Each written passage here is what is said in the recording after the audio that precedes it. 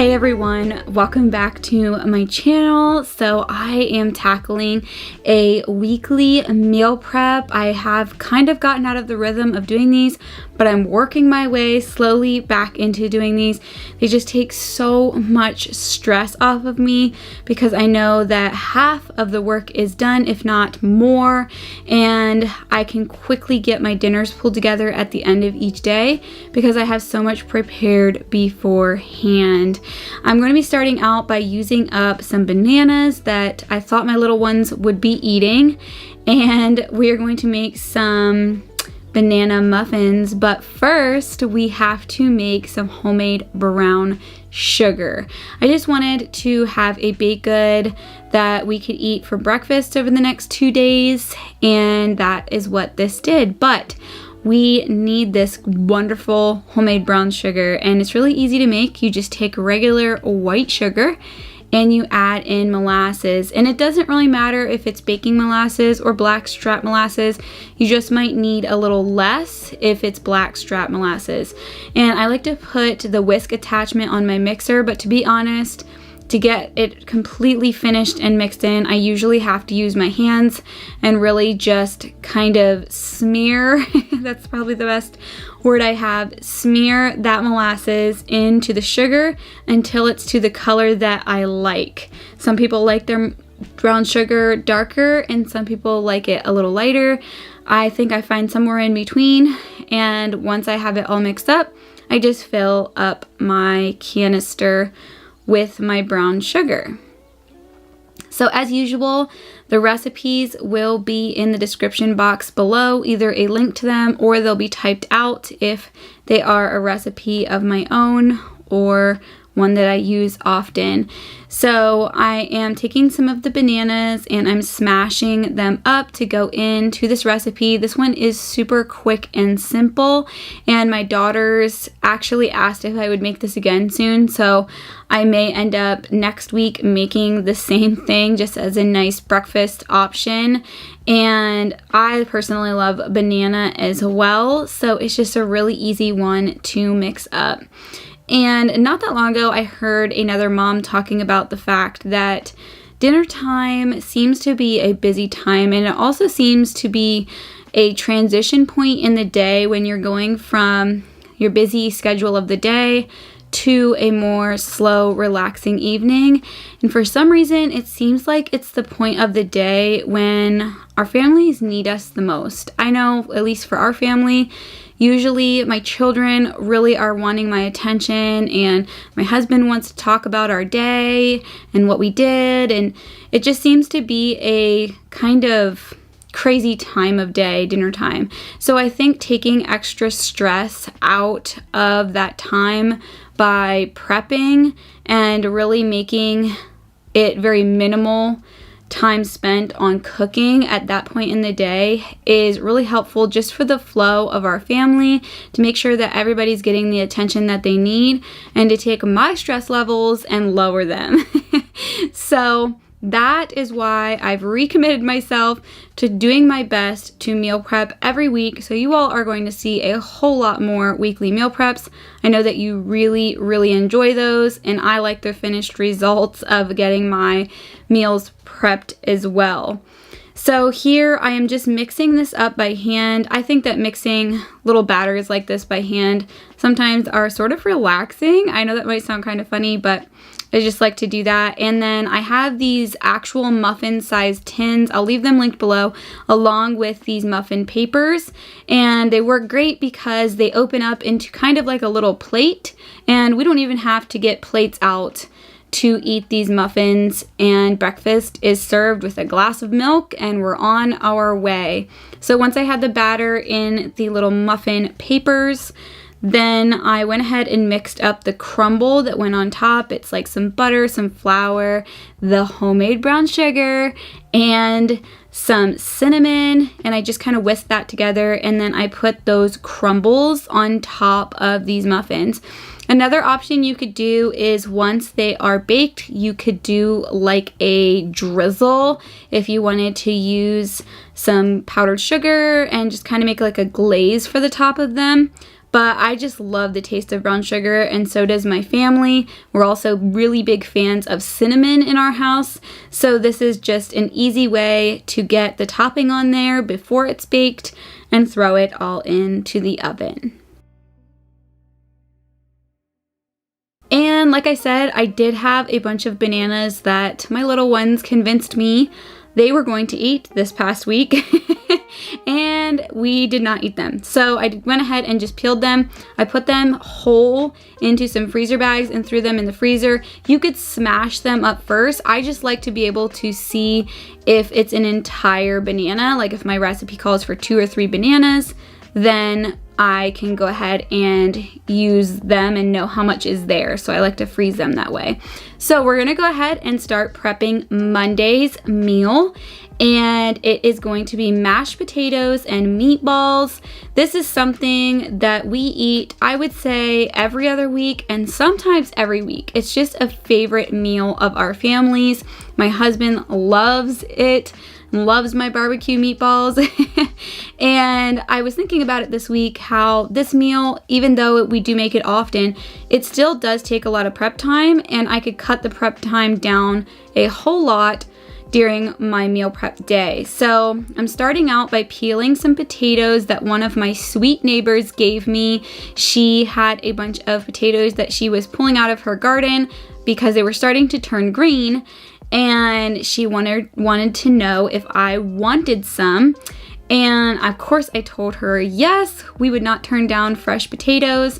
So I went ahead and peeled them and put them into my Dutch oven. Here I'm pulling those muffins out of the oven, and my children could not resist. The smell was just too intoxicating. So they asked if they could please have some, because they were just finishing up their schoolwork. We homeschool, and so having snacks around like this are really great. So even if they don't get used for a breakfast, even if they get used for an after school snack, I am so okay with that. It's a homemade goodie that I know what all went into it. So back to our mashed potatoes. I love using my Dutch oven to make mashed potatoes because it helps the potatoes cook pretty quickly, and that's always the time-consuming part of making mashed potatoes, is to boil the potatoes. And I do not like using my canned potatoes for mashed potatoes. It just has the weirdest texture, and so it has to be fresh potatoes for mashed potatoes. So this is how I make our meatballs, like I said, very often. You could use cracker crumbs. I've done that before, or breadcrumbs, but just to eliminate another starch or flour in something, I usually use almond flour, and that's what I shook in there. I do not have a measurement for it. I just kind of shake it in and do about as much as I think I should. And then this was 2 pounds of beef, so I put in 2 eggs. I always just do an egg for every pound of beef that I'm making. And then this week I used the Back Porch burger seasoning. If I can remember, I'll leave it linked below. But I don't always use the same seasoning. So those are just my 3 things. I find a seasoning blend, I use almond flour, and I put egg in it, and then I make it into meatballs. Now, I'm actually putting this into the refrigerator in this pan, but I'm not going to be baking it in the pan. I'm actually going to be frying them up in my cast iron skillet, and they're just ready to go for me. All I have to do is turn on my skillet, pull those out of the refrigerator, and stick them in and start frying them up. And the work is half done for me, which is amazing. So my mashed potatoes, I like using an old-fashioned potato masher. I know there's lots of other ways you could do this, but this is just the way that we enjoy the texture the most. So I usually look what's in my refrigerator and go from there. So I usually like to use sour cream and some butter, and I'll add in a little bit of milk. Usually it's almond milk. That's what we often have on hand, is almond milk, unless I'm making yogurt that week. And if I'm out of sour cream, I've also used cream cheese. And then we love this buttery steakhouse seasoning. I feel like it has to be in our mashed potatoes. It's just the flavor that we have learned to love in our potatoes. And once that is all mixed together, I'm ready to put it into a dish that I can then reheat whenever we're ready to eat it. And I don't have to go to all the trouble right at 5, 6, maybe if we're doing a late supper, 7 o'clock, when everybody needs mom to make mashed potatoes, I can just heat it up and we're good to go. So Tuesday is taco night for this week. And we've been really into frying our own corn tortillas, or store-bought corn tortillas, but frying them in the cast iron and building our tacos on those. They're just so delicious. And I realized that I didn't have any taco packet seasonings. Now, full disclaimer, I do not like taco packet seasoning. However, my husband loves it. So I decided to go ahead and make a dupe for the taco packet seasoning that we like and make my own seasoning mixture. I will leave the link that I found on Pinterest to this mixture, and I have good report to say that we do enjoy this seasoning. Now, I did add in, you'll see here when I fry up the meat, I add in a little bit of xanthan gum, or you could add in a little bit of cornstarch. That is what makes the taco packets so popular. People like that it kind of thickens their meat just a little bit, and usually that's because there's some sort of an additive that thickens the meat. So once I had the taco seasoning mixed up and well combined with a whisk, I went ahead and just put it into a jar where I can just store it in my pantry and pull it out as I need it. And I did not take a measurement on how much of this seasoning you would use per pound of beef or whatever ground meat you're using. However, I just kind of eyeballed it and shook it over the meat. Once I've worked with it a little bit more, I will report back and let you all know how much to use for each pound of meat. So I just labeled the top with my Sharpie, and then I went ahead and put a little bit of avocado oil into my cast iron, and I put my 2 pounds of ground beef in there. We used to be able to get away with 1 pound, but as our family grows and children get bigger, you have to feed more. So I chopped up the local ground beef that we buy. We've started buying a quarter to a half of a beef at a time, and I just love having that meat in the freezer. I highly recommend checking local to you where you can access meat like that. It's just so much better quality, and it's just convenient. I don't have to run to the store every single time I need beef. I just have to run to my basement in a deep freezer. So here I'm just adding the seasoning on top of the meat as well as some of the xanthan gum, and I'm just stirring all of that in and just letting it cook a little bit. I think I also may have added a splash or two of water, and I'm going to store that in a dish with a lid in the refrigerator, and then all I'll have to do is heat that up whenever we're ready to make tacos. And it made taco night go so quickly this week. I love this. It's just an easy one, and my pan is free to toast up the corn tortillas, and it just goes really fast. So now we're going to work on Wednesday's meal. We're doing barbecue chicken, potato salad, and my home canned baked beans. I will leave the recipe link or video link below where I made those home canned baked beans. They are a bit of a detailed recipe, and you'll definitely want to check that video out if you're interested in doing that. So now I'm opening up a bunch of chicken we had in our freezer.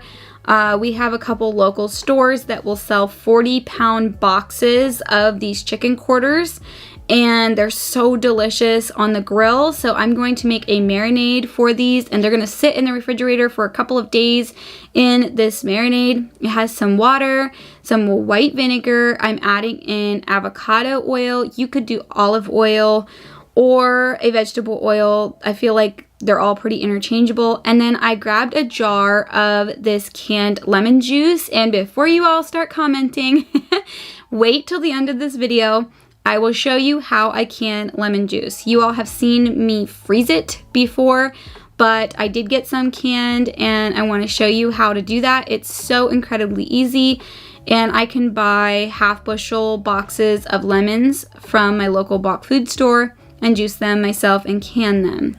So I put the lemon juice into the marinade, and now I am just mincing up some garlic cloves with my little rocking mincer. I love this thing. It's just easier to clean than the mincer that has 2 pieces where you press it together. I can throw this in my dishwasher and it cleans up pretty nicely. And then I'm adding in some of my pink Himalayan salt. And then you could do any seasoning, but we have this bourbon peach seasoning. I think I got it at Costco some point in the last 6 months. And it's just been a very good chicken seasoning. And then I'm adding in some raw local honey. And we are going to just whisk all of this up together. And then I'm going to dump it across the chicken. And if you guys want a really easy hack to doing a good marinated chicken and you don't have time to even put a marinade together, I sometimes will even use like an Italian dressing where I just let the chicken marinate in that, or a vinaigrette, like a salad dressing. It's an easy little hack for quick marinated chicken. But this marinade is very good. We definitely enjoy it. I think it's our favorite way to make chicken. So I'm gonna let that sit and marinate, and then along with this meal, we're also going to be doing a potato salad. Now this is something I like to use my canned potatoes for. If I can find the video where I've made canned potatoes in the past, I will try to link that below. And I am just taking the potatoes, I'm cutting them a bit smaller, a little more bite-sized for the potato salad, and then I do rinse them once and just kind of drain them off a little bit before I add in some of the other ingredients. And normally in my potato salad, I really like to have hard-boiled egg, but you guys, I forgot to make it this morning. I was planning to make hard-boiled egg kind of before I started my prep, and I totally forgot. So you know what? This week we're gonna have potato salad without hard-boiled egg in it.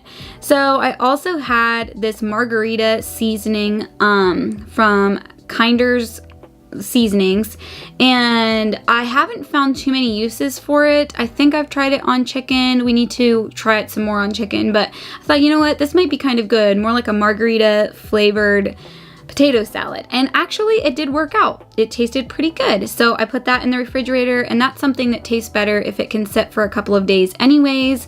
So it will sit in there with the marinating chicken. Thursday, we're doing chicken Alfredo and cheesy broccoli. Now this is where planning helps you out so much. You might have wondered why I was putting so much chicken into my marinade for our family. So actually that chicken is doubling as chicken for this Alfredo as well. So we will grill that chicken up, and actually on my husband's smoker, we'll probably smoke it.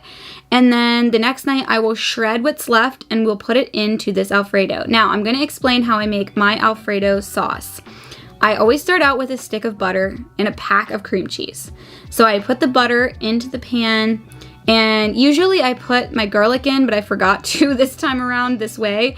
So I will melt the butter and the pack of cream cheese. I'll even add a couple splashes of milk just to help kind of thin down that cream cheese. I whisk that, I let it kind of slowly get nice and warm. Then I grab whatever cheese I may have around. Usually it's mozzarella and some Parmesan. However, I didn't have any Parmesan this day, so you know what? We're making it without. And that's what I do. I generally don't like to have to run to town for just something really small like that. If we don't have it, we'll do without it. So here I'm just shredding up an 8-ounce block of mozzarella. I'm throwing that in the pan. You do want to be attentive to this, because if not, you will have it burning to the bottom of your pan. So you want to be whisking as you're going along, and you're going to see that this sauce is extremely thick and creamy without ever having to add any flour to this. And that's something that I really enjoy about making Alfredo this way, is that there is no added flour and no added fillers. You just have the pure, creamy, cheesiness without any added filler. I added some salt and pepper, and of course my garlic, which I don't think I showed in these clips, but I did add about 2 cloves of minced garlic in. You can kind of play with the seasonings on this and make it your own, but again, it's just a stick of butter, a pack of cream cheese, and some shredded cheese and some milk, and just start whisking. So because we will be eating this later on in the week, I went ahead and put this in a jar, put it in the refrigerator, and it's already made for me. There is my homemade Alfredo. So now we're gonna go to Friday, and you guys are seeing a little bit of our old farmhouse cellar here. So I'm going and digging in my freezer, and I'm pulling out a roast. And I'm doing this, and of course this is 5 days in advance, or 4 days in advance or so. And I'm gonna pop that into my refrigerator, and I'm just gonna let that thaw out in my refrigerator. And it's going to take a couple of days to thaw out, which is perfect. And then when I'm ready, I can just go ahead and put it into my slow cooker with some potatoes and carrots, and we will have a delicious roast and a very easy dinner. All right, so now we're gonna go on to some long-term prep, because you guys know it is canning season. You know I can't keep my fingers out of a little bit of canning. So I'm going to be canning up some peaches. I got a lot of requests to show you all how to do this. And it is peach season here in Pennsylvania, and we have been enjoying all things peaches. My husband's been making a lot of peach milkshakes. We just love peaches in our house. So I'm just making a very simple syrup. I just put some water into my kettle. Just kind of keep track of how many cups of water you have. And then you want to put half the amount of sugar. So if it's 10 cups of water, then you need 5 cups of sugar. And that is for a more medium or lighter syrup. Some people will put equal amounts water and sugar. It just depends on how sweet you want to do it, and you can even do it with a very little amount of sugar. Just keep in mind that the sugar does help to maintain the flavor, and you may end up with some very pale, flavorless peaches if you don't add much sugar. So just keep that in mind. They will lose their color, and they will lose a lot of flavor if you don't add in at least some sugar. And of course the jar is packed, so it's not like the whole entire jar is all the syrup.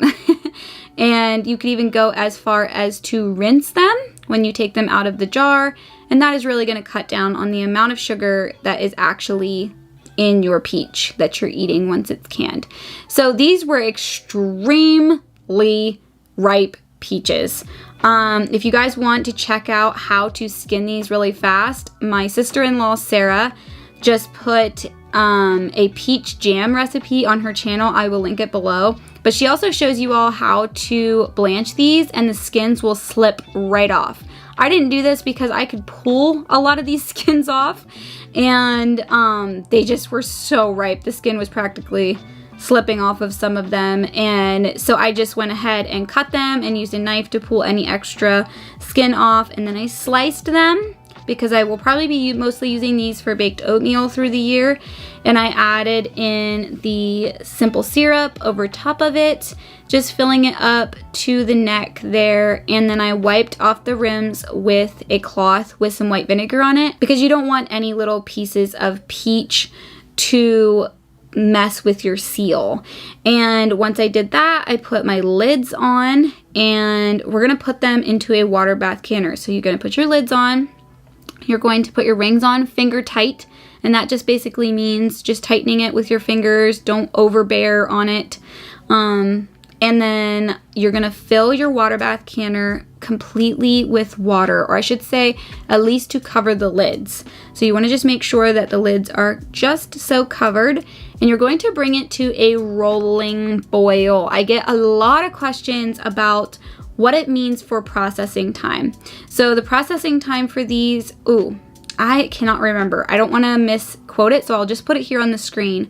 But if the processing time is 20 minutes, then you need to have it at a rolling boil, which is what I'm showing you a clip of here, for 20 minutes. So once it reaches that rolling boil, then you would set your timer for 20 minutes. And then once they cool, they look like this. They're so delicious and so beautiful to have sitting on your shelf or in your kitchen. Then I take the rings off. I explained that in another video recently of why I do that, and mark them and store them in the cellar. Okay, so here is a half bushel of lemons, minus a few that we've been using fresh here and there. And I just got this from a local bulk food store for a really good price, and these were so juicy. I was so happy with these. I just took them and cut them in half. I used my little electric juicer, and I will leave that linked below. You all saw me use that in the video where I froze some lemon juice. And I actually got a little over a gallon of lemon juice out of this. And then I just fill up my jars, leaving about a 1/2 inch headspace, somewhere around there. Wipe the rims, and I put the lids on. And I think, again, I need to double check and I'll put it on the screen. I think the processing time for these were about 5 minutes, 5 to 10 minutes. And so you just want to bring that water bath canner to a rolling boil, set your timer, and process them, and then pull them out with a jar lift, and you have these beautiful jars of canned lemon juice. This makes amazing lemonade. That's the main reason I do this. Or you can use it in marinades or for a lemon meringue pie, whatever you want to use it for. Thank you guys so much for watching today. Subscribe if you're new. Comment, let me know which meal you thought was the most delicious looking to you. Let me know what you are working on in your kitchen as far as preserving, and I'll see you all in my next video.